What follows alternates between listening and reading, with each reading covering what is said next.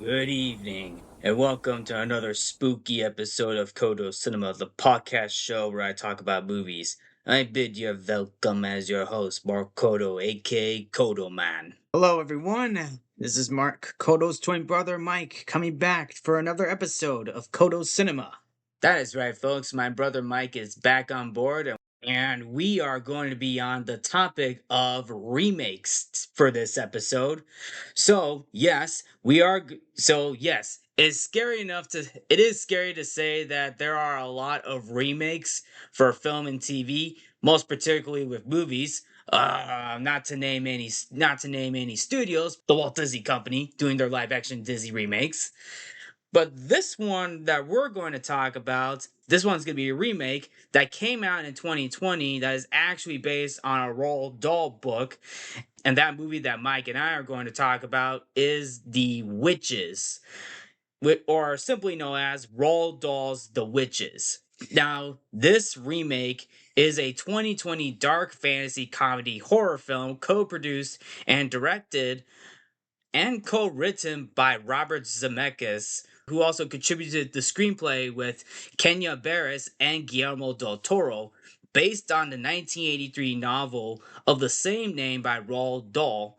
It is the second film adaptation of the novel following the 1990 film of the same name starring Angelica Houston.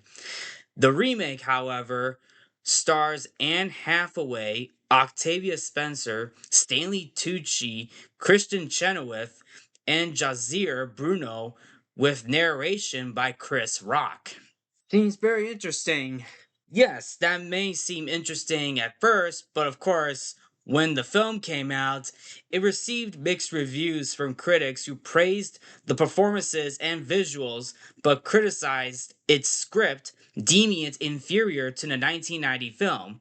Plus, this was also released on the streaming service HBO Max in the United States on October 22nd of 2020 and had a theatrical release in some markets beginning on October 28th by Warner Brothers Pictures.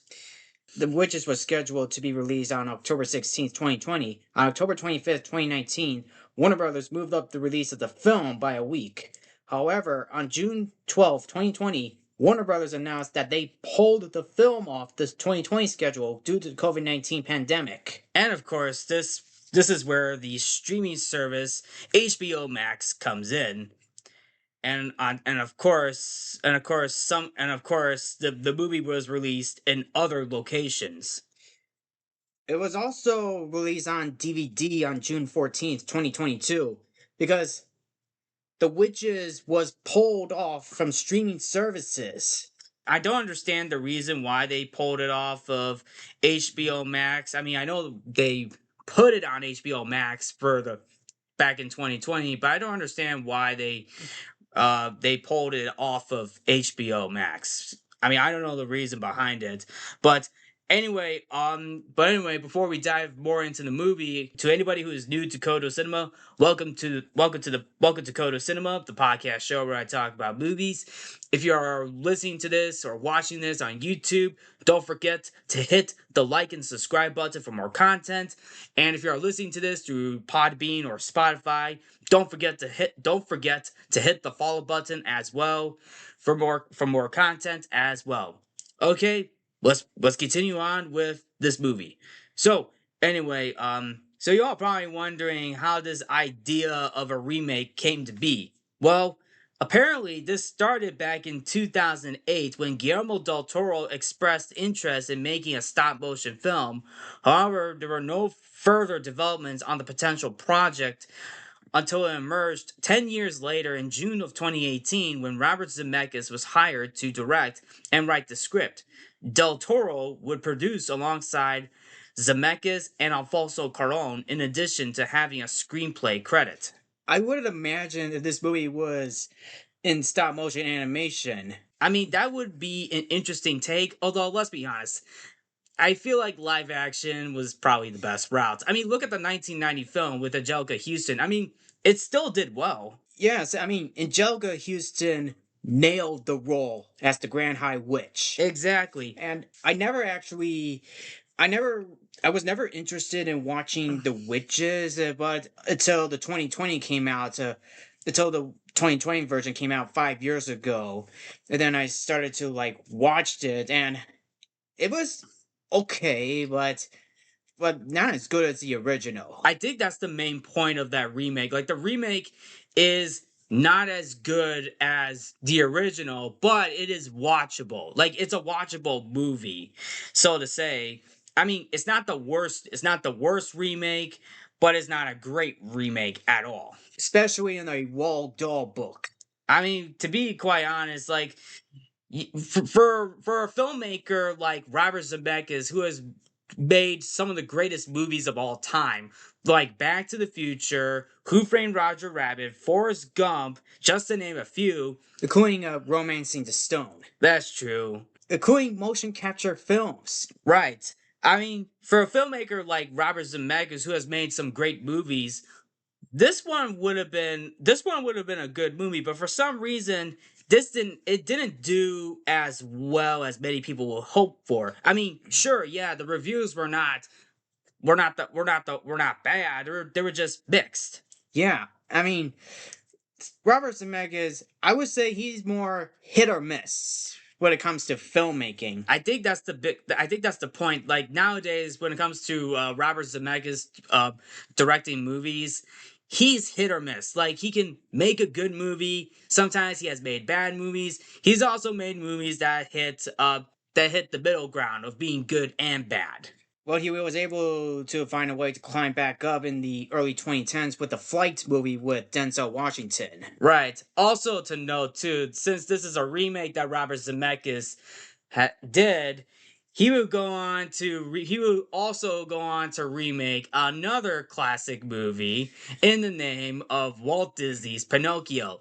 And seriously, I wonder what that whole conversation of that was like. Yeah. Hey, Zemeckis, remember when you had Pinocchio in your Roger Rabbit film? We got a live-action remake of Pinocchio for you to do. Oh, this is heavy. Why don't you like the idea? I'll see you real soon. Great Scott.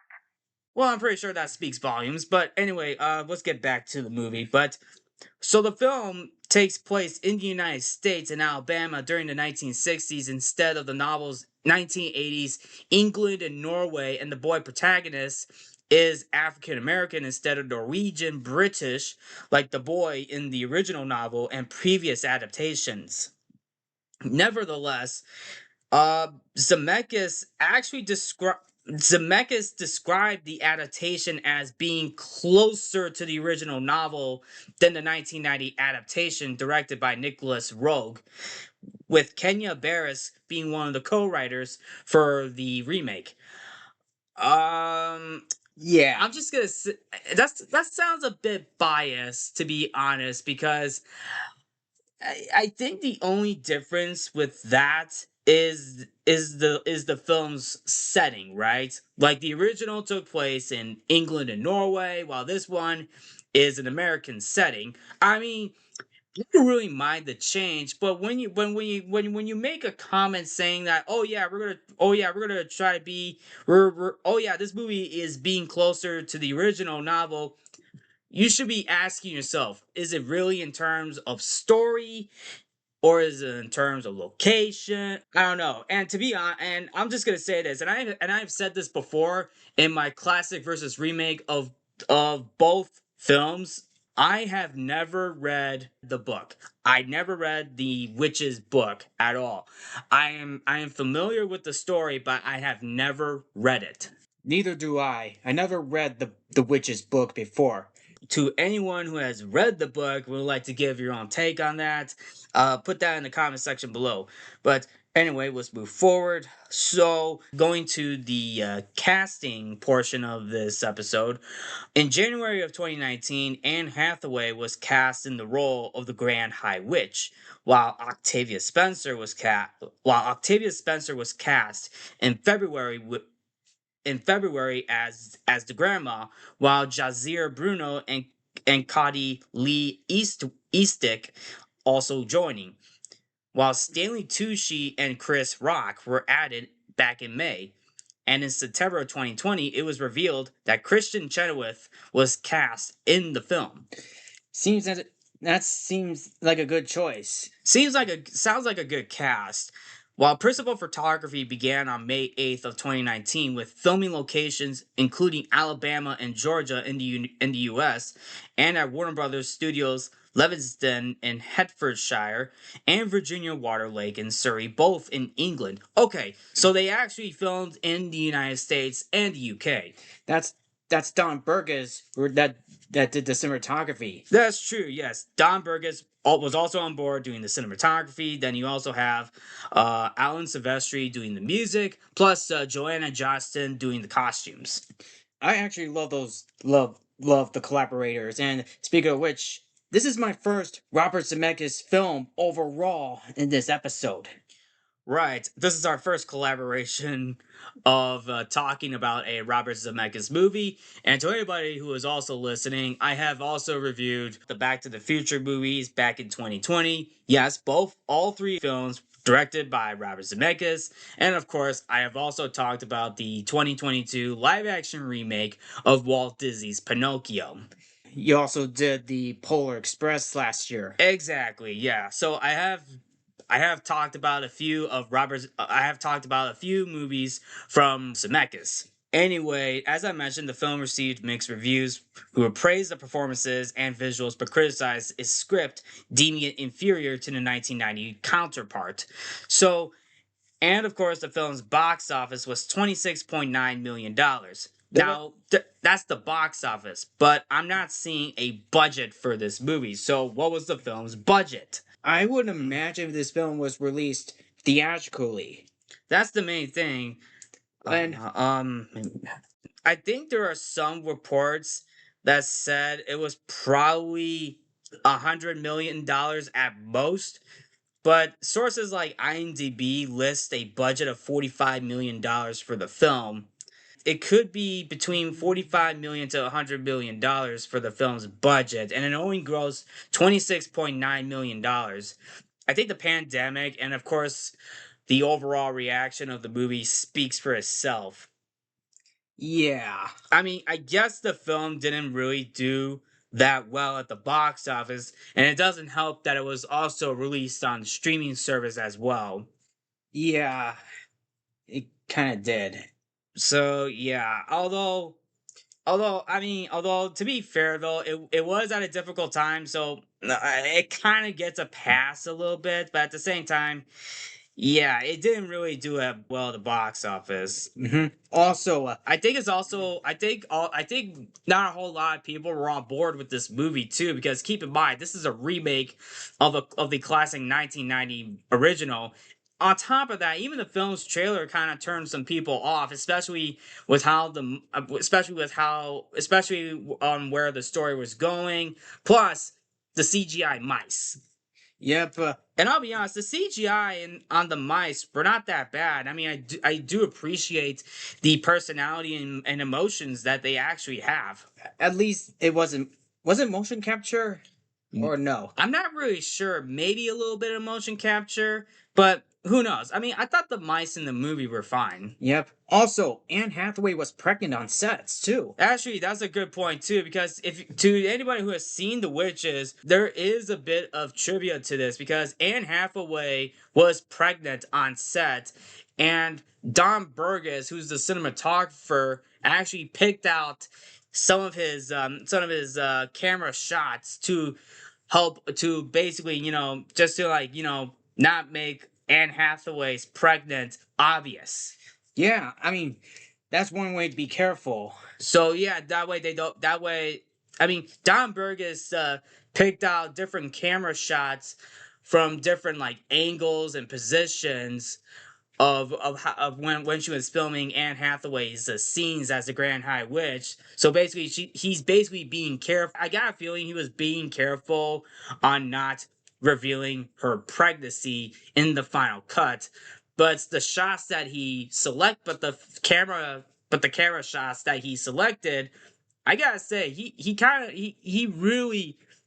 I got a feeling the camera angles and shots that he was going for he went to work. I'll say that. He went to work on finding the shots that he needed to make the scenes work. And it did. Mm-hmm. It did. And you gotta give credit to Don Burgess. To his credit, Don Burgess did a pretty good job with the cinematography. Although, yet again, it doesn't help save the movie from a bad script. No, absolutely not. I mean, was the script really that? I mean, sure, yes, the script was bad, but the overall movie, it wasn't terrible. It wasn't. No. So anyway, how about we dive into? So anyway, how about we dive into the movie itself, shall we? Yep. Let's do it. All right. So anyway, the movie opens up with the narrator, who's actually, funny enough, Chris Rock, talking about the witches, right? To which they live in the real world, side by side among the humans. And of course, this is one of the main problems I had with the film, is that of how it opened up. Now look, I like Chris Rock. He is a good actor on his own, but my goodness, they should have given him another take. Yeah, I would imagine Tom Hanks voicing the narrator in The Witches. I mean, I can't imagine Tom Hanks, but I don't mind Chris Rock. I mean, hey, Chris Rock's a funny actor and a comedian as well. I mean, it's just that he's basically being over the top. And the way how he opens up, sounds like you're watching an episode of Everybody Hates Chris. Everybody hates Chris. Yeah, that's what this whole opening sounds like. Sounds like an episode of Everybody Hates Chris. In fact, in the trailer, some people were commenting that it sounds like Everybody Hates Chris, and you know what? That's probably the best description, because it really sounds like an episode of Everybody Hates Chris if it was basically, him as a kid fighting witches, right? Yeah. But of course, it does go into the past where apparently it does go into the past where we see the young hero boy being played by Jazir Bruno, and of course the kid doesn't have a name. I mean, in the original, his name was Luke, I believe. Well, he's a hero boy, aka Charlie Hansen. Okay, so he does have a name, but his name is never mentioned. No, it was never mentioned, and his family died in a car accident. Yeah, in the film. Yeah, and he's from Chicago too. Mm-hmm. And that was after a car accident that killed his parents in Chicago. His grandma Agatha, being played by Octavia Spencer, who's probably, in my opinion, the only good actor in this movie. Yeah. She comes to take care of her grandson. Mm. And also, there was a song playing in the background called "The Little Drummer Boy." That was in the beginning of the movie. Yes, it was in the beginning. Because I believe it took place in Chicago. I think it was around the holidays. That's when the car crash happened. It was Christmas. Yeah. So then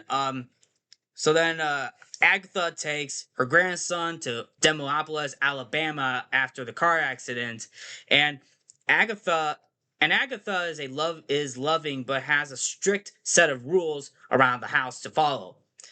And she sees that Charlie feels lonely and misses his parents. Gradually, Charlie is cheered up by Agatha, who buys him a pet mouse, whom he names Daisy. It's a white mouse. Yeah, it's a white mouse.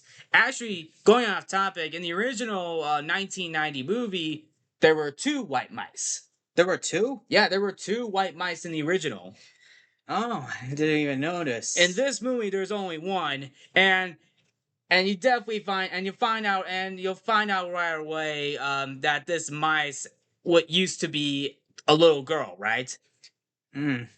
Just to spoil that a little bit, but we'll get to more of that but we'll continue on with that mouse pretty soon. So anyway, unknown to Charlie, he is noticed by a witch in the neighborhood, and Agatha is an expert on creating concoctions using herbs and potions that can cure almost any ailment. Agatha is known as a healer. A healer? Yeah, a healer. That's what Agatha is. Ah. So one day, Charlie goes to a store to buy a box of nails to train Daisy and to build a house for her as well. He is approached by a witch trying to lure him with a snake and a caramel. But Agatha calls him and the witch disappears. Did you realize that the snake is CGI? Yes, the snake is CGI. Although at the very least the CGI on that is rendered a little better. Although there is another scene that we had to bring up that also involves CGI, and we'll get to that in a sec. So She also, not to mention, Octavia Spencer's character was sick. that's right. It's because in the original story, well, at least in the original movie, the boy's grandma in the original movie was sick. She had she had diabetes in the original movie. So in this one, it's never specified what type of sickness the grandma has. All we know is that she coughs. So she might have a coughing problem, but that is never revealed. I believe that's one of the problems that this movie has. What was the sickness that she has? I mean, it's never revealed, and that's kind of like a plot point. Like, we don't know why she is sick, right? I mean, we see her coughing, and that's it. So, what was her sickness? Was it diabetes, or did she just have a coughing problem? If all of that was, if it was just a coughing problem, okay, that's fine. But it's just never specified. Yeah. So anyway, let's move forward. Charlie tells Agatha about the encounter, and Agatha learns that the lady who approached Charlie was wearing long gloves, a towel on her head, and had a rusty voice. Agatha tells Charlie that he was approached by a witch, and the witches are in fact real. They are real. The witches hate children. Yeah. So she says now Agatha says a witch cursed her childhood friend Alice into spending the rest of her life as a chicken. Oh my goodness. And also, Anne Hathaway's character showed up in the flashback. Actually, that is right. We do get a first look. We do get a first glimpse of Anne Hathaway's character. We do get a glimpse of Anne Hathaway's character of the Grand High Witch, and was that actually at a train station, I believe, if I remember correctly. I hope the Polar Express wasn't there. I hope not. Let's make sure Doc Brown wasn't riding on it.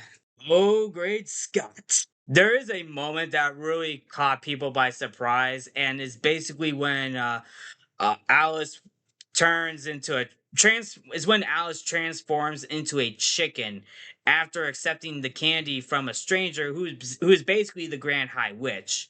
And Agatha sees Alice's transformation into a chicken, and when she tried to tell her parents, nobody believed her. And since that day, Agatha gets coughing fits in the presence of witches. And she was able to visit Alice in the chicken coop. Yes, and I'm gonna be completely honest. What caught me and my brother off guard is the CGI on the chicken. Oh my goodness! Yeah, so I mean, the CGI on the chicken is fake looking. Like, it's not even scary at all. In fact, in the original, there was a talk of the grandma, and I believe it was a friend of hers it was a friend of hers from childhood, where a friend of hers got stuck in a painting, right? In a painting? Yeah, it was like in a painting until like I want to say probably about years later, the child in the picture vanishes. Like, it is creepy. The way how it's done is really creepy. Like you're wondering what happened. Did that child die or something? Like, but in this remake, all we get is the girl turning into a chicken. That's it, and the CGI is fake looking. Yeah. That is fake looking CGI effect. Like, they couldn't even bring, I mean, it's like they didn't want to even bring a practical chicken or even a real chicken. Yeah. I mean, come on. And it's never revealed on whatever happened to the girl as a chicken, right? And she ended up in the chicken coop farm. I mean, yes, that's it. But do we know? But we don't even know what happened to the rest. We don't even know what happened to her later on. I mean, I actually read a comment somewhere on YouTube from this same scene, and some people pointed out like, okay, just to make this scene dark. I mean, even Alice turning into a chicken. Okay, that's not a bad idea. What should have happened? It sounds like what should have happened that she would have been turned into fried chicken. Oh, That would have made the scene a lot more. That would have made the scene darker because, come to think of it, this is Roald Dahl we're talking about. Like Roald Dahl has added a lot of dark stuff into his books, right? It's not like your typical lighthearted story, right? It's supposed to be. I mean, yes, it's lighthearted, but at the same time, he's never shy of adding dark moments into his stories, right? Like you also have like Matilda has the meanest family that she ever had, including the meanest principal out there going by the name of Trunchbull. And then you also have Willy Wonka who is all to which his story is lighthearted, but even then he has 4 out of the 5 children getting sucked into different inventions like Augustus Gloop almost drowning in chocolate. Um, uh, uh, Violet Beauregard. Violet Beauregard turning into a blueberry. The same could be said in the Tim Burton version. Exactly. Plus, you got Veruca Salt going down a trash chute, And then, almost getting burnt in the incinerator, and then you also have Mike TV being shrunk into a TV. until he got skinny. Right. But those are a couple examples. Like, let's be honest, Roald Dahl is never shied of adding in dark material and adding in dark stuff into his stories. All right, just to throw that out there.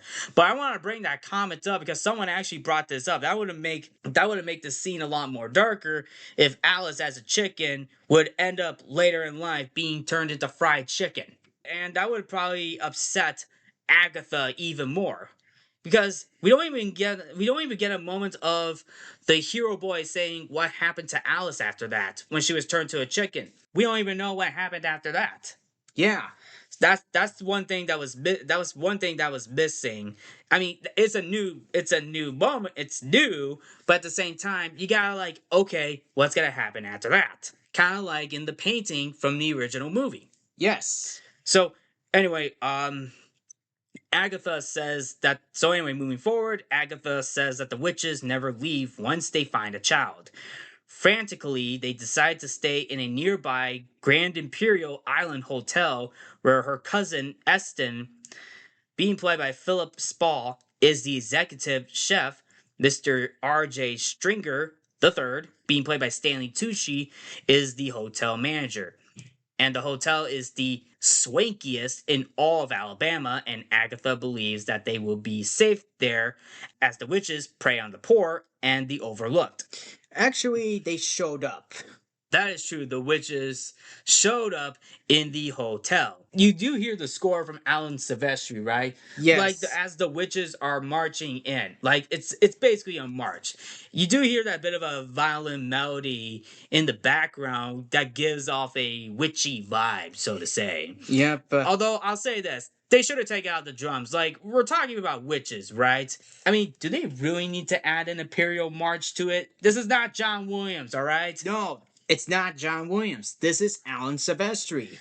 Yeah. I mean, I love Alan Silvestri. I mean, I love him as a music composer, especially with his collaboration with Robert Zemeckis. I mean, is there anything we need to say about Alan Silvestri? No, he's like one of my top 3 favorite. He's like one of my top 3 favorite film composers out there. I mean, he has done a lot of films. Some good, some bad. But his music stands out. But I'll say this: there are moments where, okay, maybe the music is a little too much. Now, look, his music can work, but you gotta think about it. Does it really match the overall? Does it really match the overall idea of the witches? Well, the one part on the strings works, but the drums, I'm like, okay, this is not military witches. We're just talking about regular witches, being evil and creepy. Well, I mean, even the theme for the Wicked Witch of the West is still haunting at the same time. well, also when you hear the drums playing in the background, it kind of reminded me of Welcome to Marwin, to which Robert Zemeckis directed and Alice Silvestri composed it. Mm-hmm. When Steve Carell's character saw one of the Nazi characters, this time as miniature dolls. Right. So anyway, let's move. So anyway, let's move forward. Yes, we get introduced to the witches, and we see Anne Hathaway as the Grand High Witch, talking to the manager of the hotel. And this hotel, so at this hotel that they're at, every country has a secret society for witches called a coven.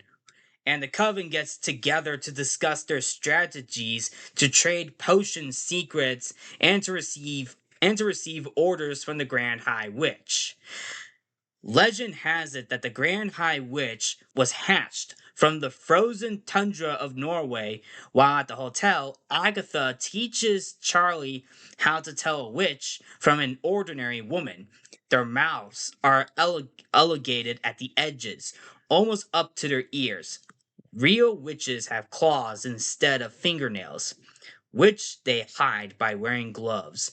They are bald, which they hide by wearing wigs that give them rashes. They have square feet with no toes, which they hide by wearing sensible shoes. They have a purple tinge in their pupils and have larger than normal nose holes for a powerful sense of smell, which they use to sniff out children. Wow. And this is explained at night when Agatha and her grandson are sleeping for the night and it's raining outside. There is a good silhouette shot of the rain while Agatha is telling the story, and the rain kind of turns into the visualization of the appearances of what the witches look like, which I thought was a very good detail right there. Yes, you also got the cat. Don't forget about the cat. Oh yes, the cat is CGI as well. The cat's name is Hades. Yes, the fact that the Grand High Witch has a cat named Hades, yeah, it's like the evil stepmother naming the cat Lucifer. Wow, and I also forgot to bring this up. Anne Hathaway has CGI scars on her face. That is true, and we find that out later on during the conference meeting.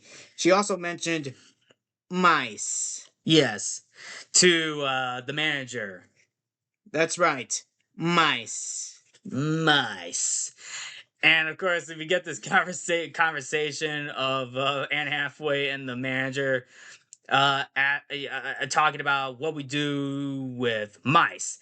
And the manager was like, well, I'll call the exterminator. And the Grand High Witch was like, you see, girls, they will exterminate those brats.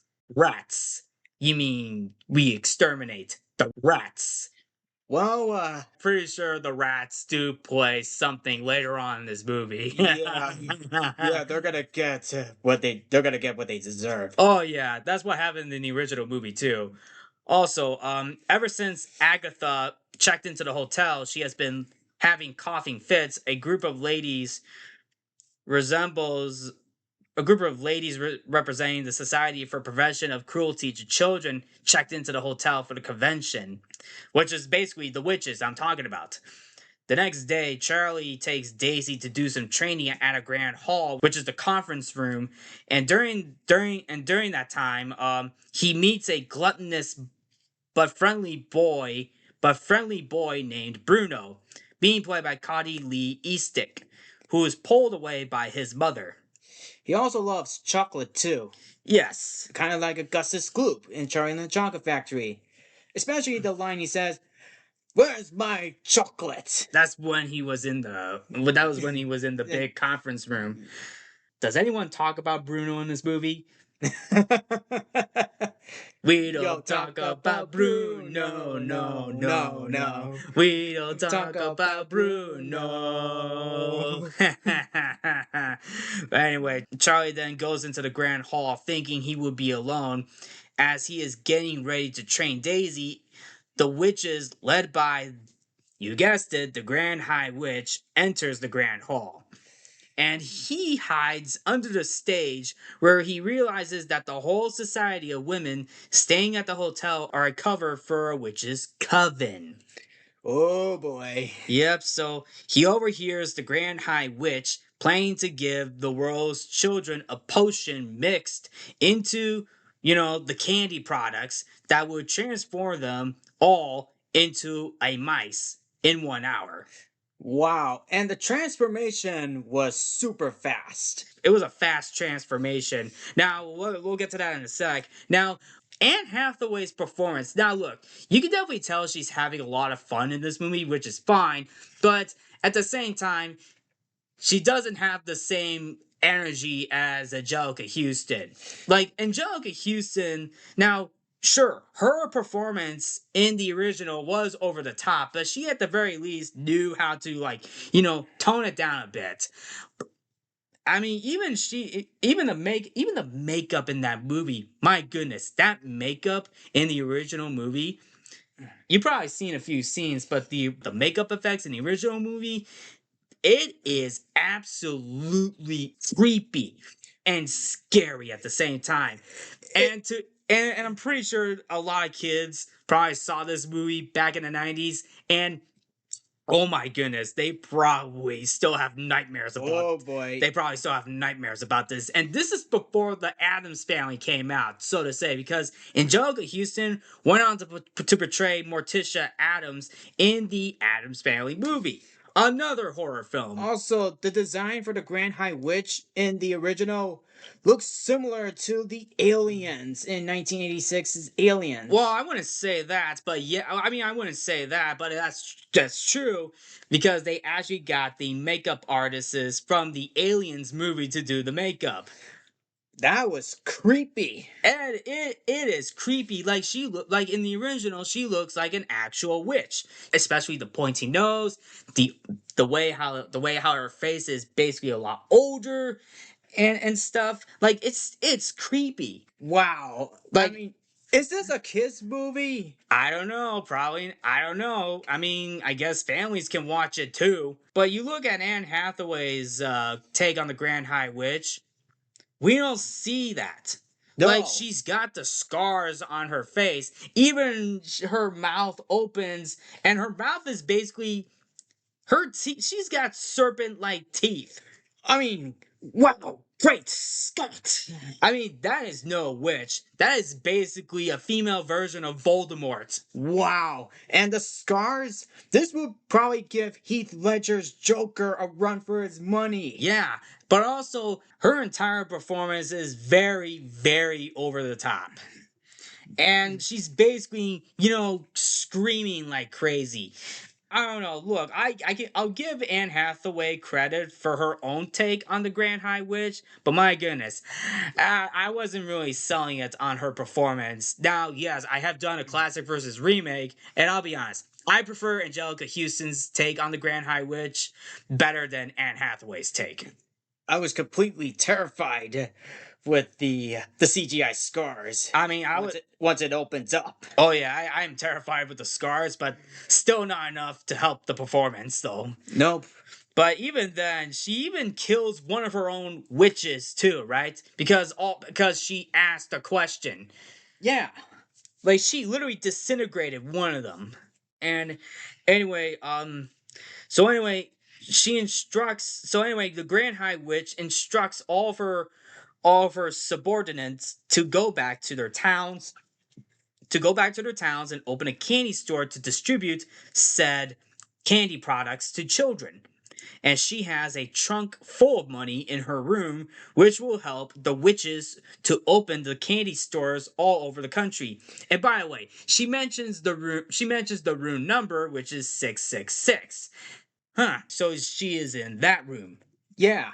I wonder if she has been to room 662. Yeah. with David Pumpkins. I'm David Pumpkins, and I'm gonna scare you, stupid.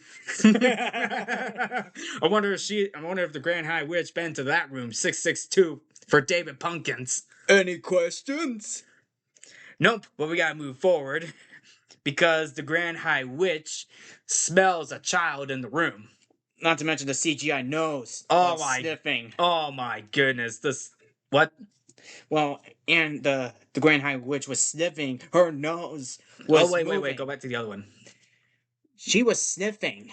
And not to mention that the Grand High Witch was using a CGI nose. Oh my goodness, that's also creepy too. That is creepy as well. It's like she is sniffing. She's sniffing the stage, right? Until she discovers. Well, actually, no. She doesn't discover that until. Well, actually, she doesn't discover it yet. But apparently, Bruno, who is waiting outside the conference room, arrives. To whom she earlier gave a Swiss chocolate bar laced with the potion inside. So Bruno is collecting the chocolate. It looks like golden chocolate bars. Yeah, from Willy Wonka's chocolate factory. Without the golden ticket. That's true. So anyway, the Grand High Witch has 6 golden bars of chocolate until Bruno transforms into a mouse.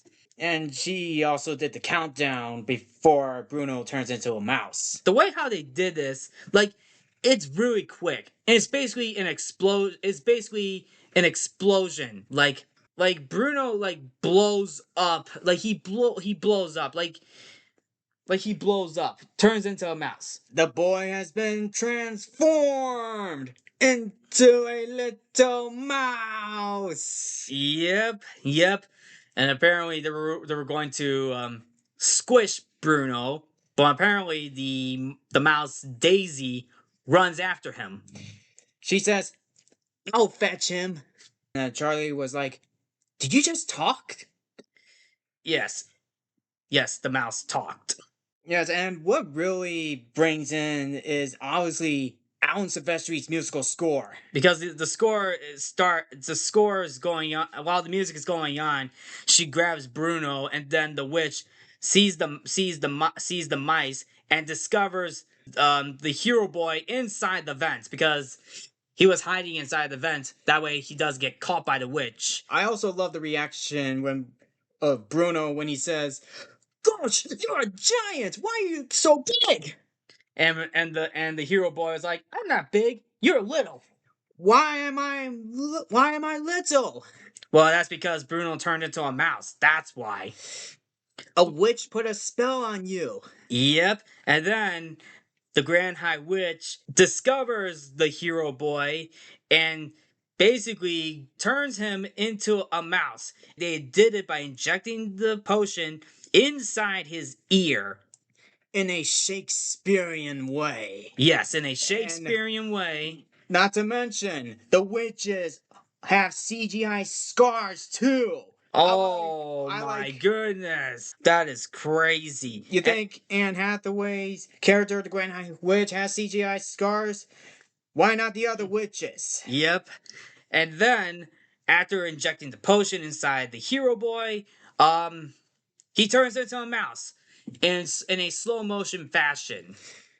Aren't you a cute little mouse? So anyway, all 3 mice flee from the witch. Not until the Grand High Witch gets her hand smashed by a mallet after being rescued by Daisy. Yep. Like she literally the Grand High Witch smashes her own hand with a mallet. And of course, she extends her arms inside the vent to capture the mice. Oh my goodness, great Scott! That is literal CGI right there. I mean, her arms was stretching in the air vent. Until she gets shredded by an air vent. Ouch. Yep. So anyway, all 3 mice are basically in the vent. Yes, And yes, of course, in case you are wondering, yes, that is Daisy. The white mouse is Daisy, being played by Kristen Chenoweth, who, in my opinion, looks like Stuart Little's sister. If Stuart Little had a sister. I feel like I'm getting Stuart Little vibes That is true. because Al Silvestri also composed Stuart Little. Well, also Stuart Little also used CGI as well. Mm-hmm. But anyway, all three mice flee to the hotel room where Charlie and his grandmother are staying. They tell her about the witch's plan right after right after right after one of their tails gets stuck in an elevator, trying to ring the doorbell, and of course scaring a housekeeping service woman. Yep. And then, of course, they discovered that the Grand High Witch is staying in the hotel room below them, and that Daisy was once an orphaned young human girl named Mary, turned into a mouse by a witch. So Charlie, Bruno, and Mary devise a plan to get a bottle of the potion so that Agatha can devise a cure to turn them back into children. But of course, an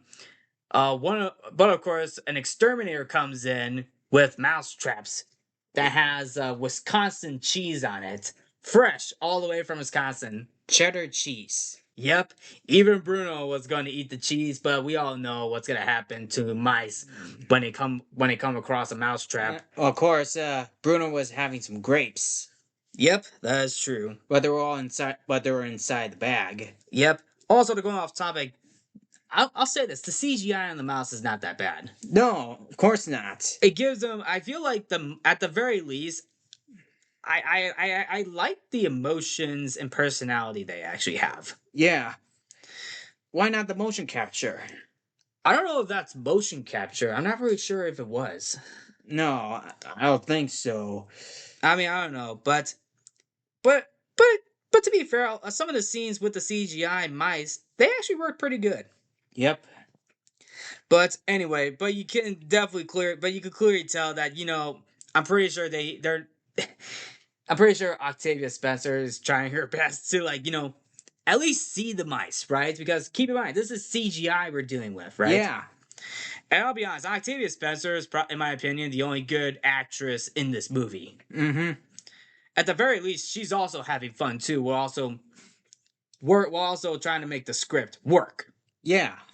But anyway, the plan to get the potion is successful right after Charlie gets caught by the Grand High Witch inside her grandma's sock, I believe. Probably the sock or a knitting bag. Yeah, because the Grand High Witch caught the knitting bag or sock, and it is a pretty cool angle shot of the Grand High Witch grabbing onto the sack with the mouse inside. Yeah. That's a camera angle, and that is a nice shot. That is a nice shot because the grandma and the Grand High Witch are having this back and forth conversation, and the conversation ended short after room service came in to talk about their dinner plans. While also blocking Anne Hathaway's pregnancy. Yep, that's true. Even the cat Hades gets his own cage, right? Yeah. Yeah, basically. Yeah, I forgot the cat was in this movie. Yeah, the design for that cat. I'm pretty sure they used the same design for Figaro in the live-action Pinocchio movie. You mean CGI, right? Yes. But anyway, the plan to get the potion was successful. The grandma is unable to create a cure. They instead decide to put the potion into a broth of pea soup, which will be given to the witches during their dinner. There's also a Ratatouille vibe to it. Oh yeah, it definitely gives Ratatouille vibes. But it definitely gives Ratatouille vibes. And of course, all the witches drink the soup except the Grand High Witch, who realizes that she met Agatha before. Mm-hmm. This is because she remembers the girl Alice, who was turned into a chicken. Yes. The Grand High Witch was the one who turned Alice into a chicken, and while the mice steal the Grand High Witch's room key, all all the witches, except for the Grand High Witch, all begin turning into rats, and chaos ensues. And also, Alan Silvestri's score plays in the background. Mm-hmm. Even the manager gets caught in the action, and he gets bitten by one of the rats. Pretty sure that's karma for the witches. I'm pretty sure, right? But in the original film, all the witches turn into mice, not rats, except for the Grand High Witch. Mm-hmm. I mean, hey, the Grand High Witch is a rat herself. Ah, rats. But anyway, you can definitely tell it's also CGI on the rats. Yep. But anyway, after she and the mice flee into the Grand High Witch's room, Agatha starts to collect all the potions to destroy them. The Grand High Witch finds Agatha and prepares to kill her, but the mice intervene and trick the Grand High Witch into swallowing her own potion, transforming her into a rat. Great Scott. Wow, and that rat's CGI though. Wow. Yeah. So anyway, they trap her in an ice bucket. Prior to and also while the Grand High Witch in rat's form chases the three mice, she goes through all of the mouse traps. Even Bruno ate some of the cheese. Right. Until the Grand High Witch is trapped in an ice bucket, preventing her from escaping. And Agatha was like, I'm done with your trash talking.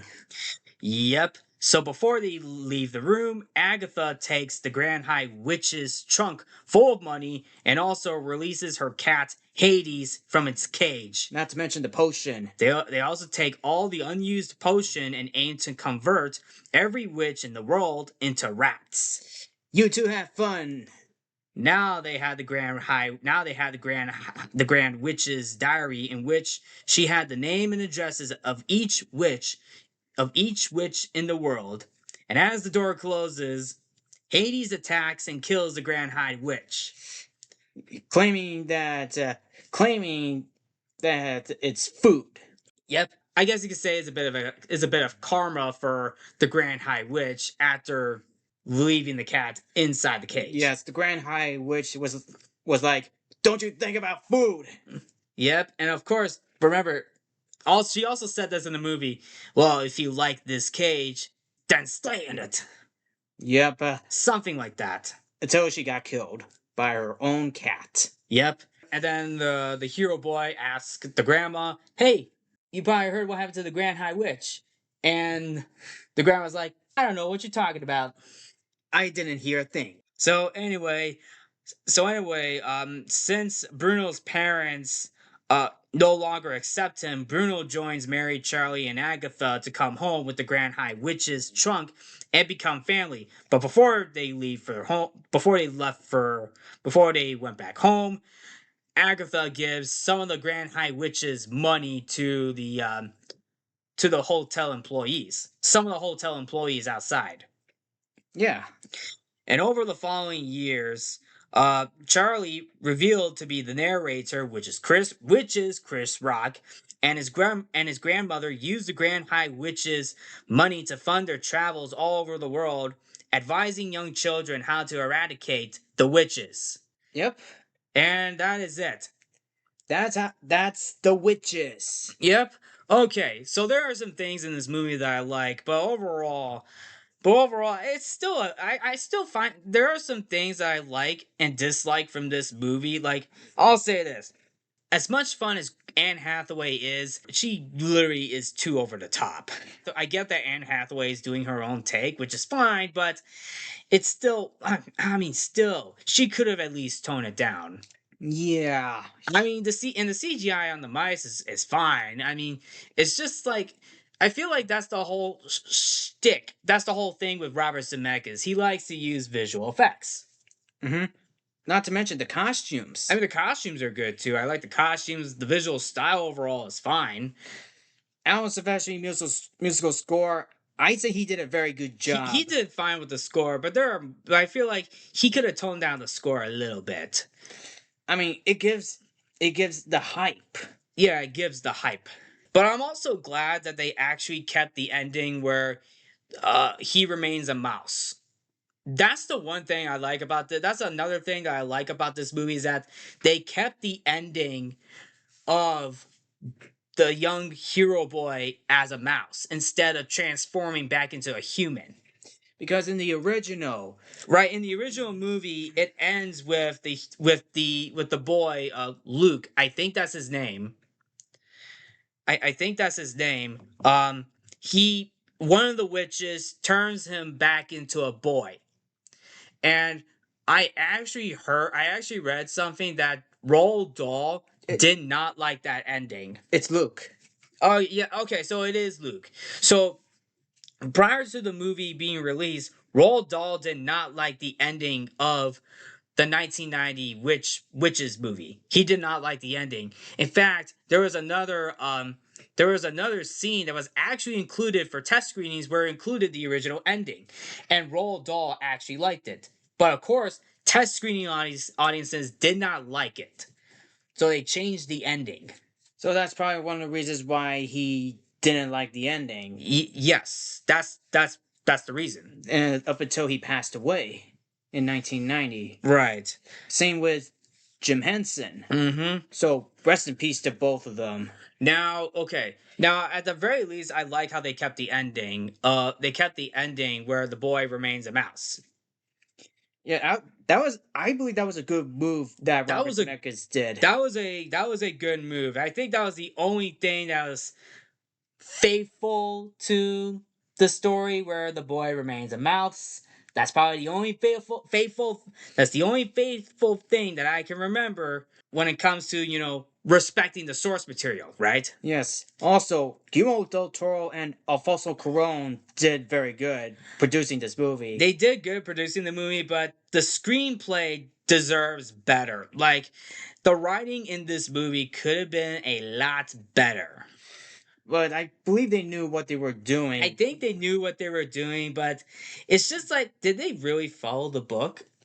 I don't know. It feels like they watched the original movie and they decided like, okay, well we're gonna switch out the UK location and replace it with an American setting, while also adding in scary elements to it. I mean, Guillermo del Toro is known for adding in scary elements. Right. The same can be said with Alfonso Cuarón, most notably from the third Harry Potter film, which is Harry Potter and the Prisoner of Azkaban. Right. And going back to Octavia Spencer, I thought her performance was the only good thing. I thought her performance was the only good performance from this movie. Like everybody else, everybody else, I guess kind of tried. I mean, I can give credit to Kristen Chenoweth at the very least. She did at least try, but I wasn't really sold on her performance at all. Same with Anne Hathaway, and I completely forgot that Stanley Tucci is in this movie. I mean, Kristen Chenoweth did a very good job for what she was giving. No, I agree. I think everyone in this movie did a fine job. It's just like some of these characters are forgettable, except for the grandma. I feel like the grandma is the only good character I could get out of this movie. Even the Grand High Witch, believe it or not, like yes, she's in this movie, but her performance does not sold it for me. I'm sorry. Like you watch the original movie. When you watch the original movie, you think of Angelica Houston's Grand High Witch. I mean, while adding insult to injury, Anne Hathaway was nominated for a Golden Raspberry Award. You mean a Golden Raspberry Award? Yep. I don't think she won. No, she didn't win. Well, I mean, her performance wasn't the worst thing, but still, she can't hold a candle to Angelica Houston. No, I mean, other collaborators. Joanna Johnston, Don Burgess, Alan Silvestri, and Robert Zemeckis. I actually love their collaboration, but they weren't enough to save this movie. No, it wasn't enough to save this movie. But other than that, I think that's about it. So there you have it, folks. That is our take on the Witches movie. The story in this movie is the writing in this movie is not great. Like it's watchable. It's watchable, but I got a feeling the story could have been a lot better. But it is a watchable movie to watch, and the visual style overall is pretty good. I do appreciate the visual style, even if the CGI at times is fake. Yeah. Yeah, and of course, and look, if you enjoy Anne Hathaway's performance as the Grand High Witch, that's fine. I mean, that's fine. But like I said, her performance not great, but just too over the top. Mm-hmm.